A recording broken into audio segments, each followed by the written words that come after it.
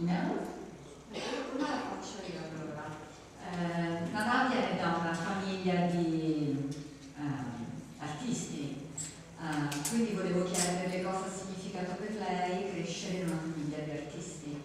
You were born into a family of artists, so what does it mean to you to start being going to become an artist?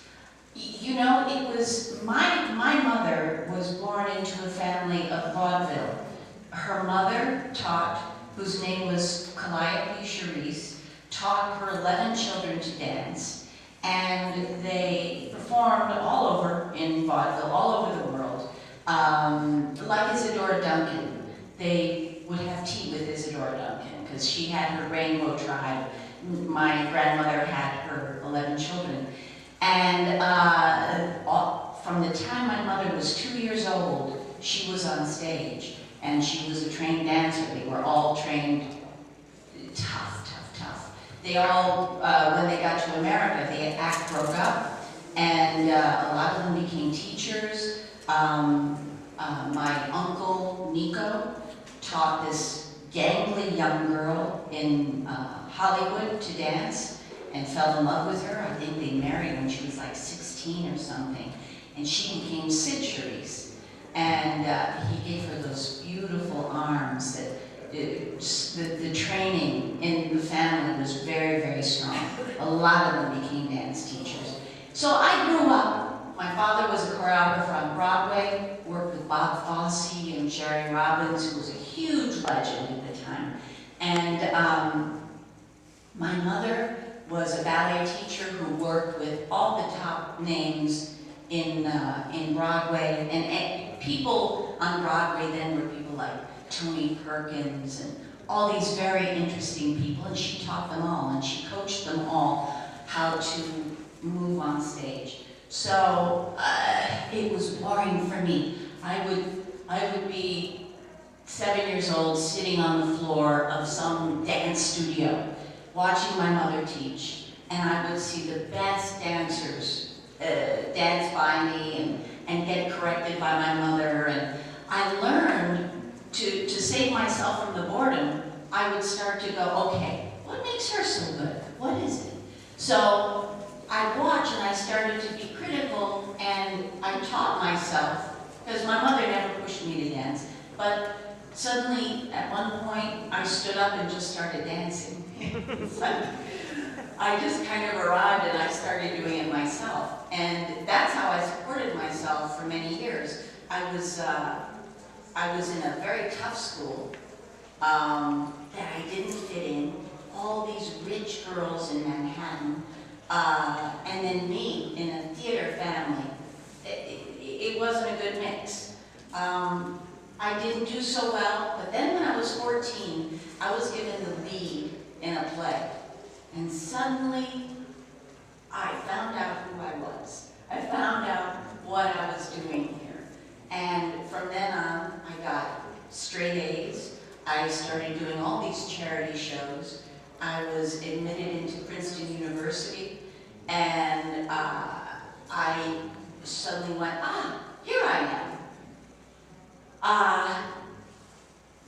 And then from there, I danced on Broadway to make money, waiting for acting jobs, because that's really what I was interested in, and started from there. And really never knew from one moment to the next what life was going to be like, what my job was going to be if I have a job coming up.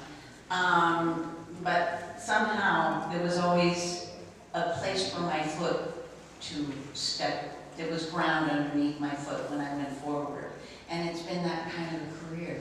It's been a very interesting one. But I knew when I did Star Trek, I knew how important it was. I remember 2 in the morning sitting on the promenade and looking at, there was a restaurant. It was supposed to be a restaurant, and it had this bony fish outside of it. So it was supposed to be a fish restaurant, I guess. And I remember sitting on the carpet, looking at that fish, and it was 2 in the morning, and we had several hours more to film and going, oh my God, I'm just so tired.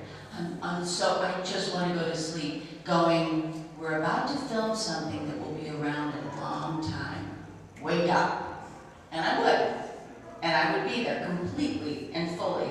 And I'm never sorry that I did it. But when I occasionally see the show on TV, I know exactly what I was doing off stage when I see a scene. It's all so clear and memorable to me. By the way, that fish that I always stare at, when the show ended, they started tearing the set down. And it was awful. There were just big bins, and where we had lived for 7 years, they just started ripping it down, and throwing it into garbage bins. And it broke my heart.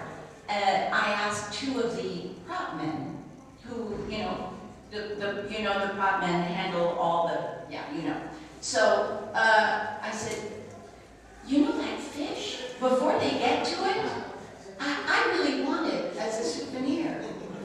And they were like, okay, all right. How late are you working tonight? And it was like, well, yeah, I'm here late, of course, it's normal. And they said, okay. And they come up in their little electric cart at about 11 o'clock at night to my trailer. And they say, okay, where's your car? Give us the keys. Quick, just give us the keys, okay? And it was like, oh my God, what's going on? I felt like I was doing a drug deal. I didn't mean this at all. But so they put it in the car, and they sometimes at Paramount, they check your trunk when you leave, especially late at night. And it was the first time in my life I was nervous. It was like, oh my God, they're going to check my trunk, they're going to find the fish! And they didn't, thank God. And I got back the next day and I said, what's wrong? They said, Rick Berman said no one takes anything from this set. Nothing. So, but I've got the fish. I've got the fish. I feel guilty about it, but I've